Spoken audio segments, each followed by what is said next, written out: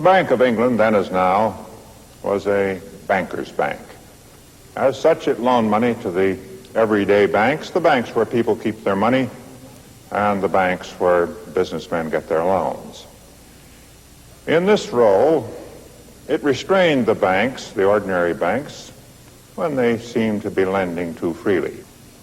When, by the process we saw back in Amsterdam, such loans were creating too many deposits and thus manufacturing too much money, and therefore, among other things, causing prices to go up.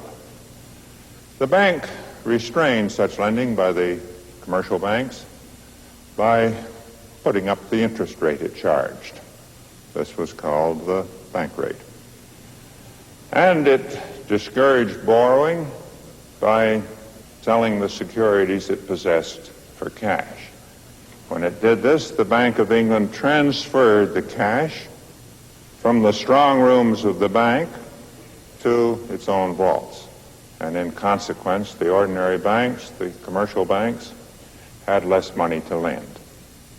They might then have to borrow from the Bank of England at the new high rate in order to replenish their cash. In reverse, the same action would expand loans, increase the money supply, cause business to expand, prices to go up, or so in any case it was hoped.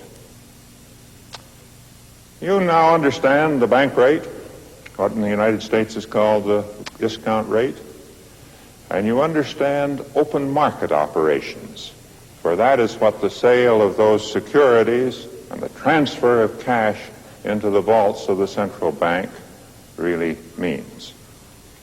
And in consequence of understanding these two things, you've largely mastered the essentials of central banking, as these were perfected here in the Bank of England in the last century.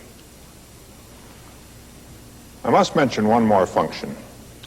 In the nature of banking, both the original depositor and the man who borrows and gets a deposit have a claim on the same cash.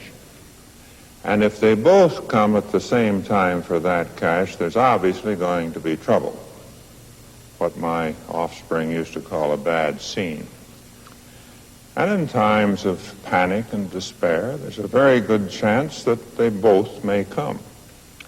When this happens, it's the task of the central bank to rise above the panic and above the despair and ensure that the banks have the cash to provide everybody with their money. And here we come to the paradox of banking, that if depositors know they can get their money, they almost never want it. In the last century, the Bank of England came to supply this assurance by supplying the commercial banks, or as in England they are called, the clearing banks, with the money to cover all of the claims that were made upon them by their depositors.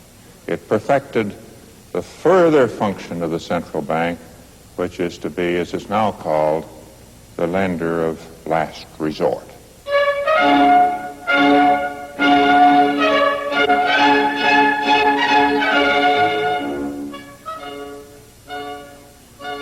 The Victorians raised open market operations, the bank rate, services, the lender of last resort, to the level of art.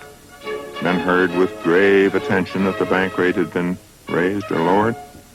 They didn't know what it meant, but they knew it was an act of extreme wisdom.